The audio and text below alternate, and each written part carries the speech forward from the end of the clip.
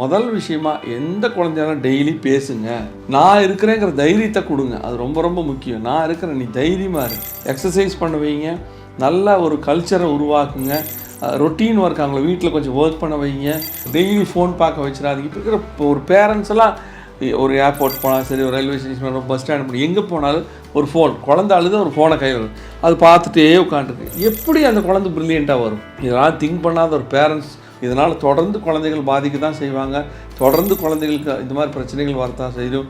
ஒரு ஸ்கூலில் ஒரு வாத்தியாரோ ஒரு ஹெச்ஓடியோ ஒரு இதுலையோ ஒரு பிஹெச்டி பொண்ணு கூட என்கிட்ட சொல்லிட்டு இருந்தது, என்னை ஹராஸ் பண்ணுறாங்க சார், வேறு வழி இல்லை, இப்படி பண்ணுறதுனால என்னால் இந்த பிஹெச்டியை நான் 5 அட்டெம்ப்ட் எடுத்துகிட்டு என்னால் பாஸ் பண்ண முடியல.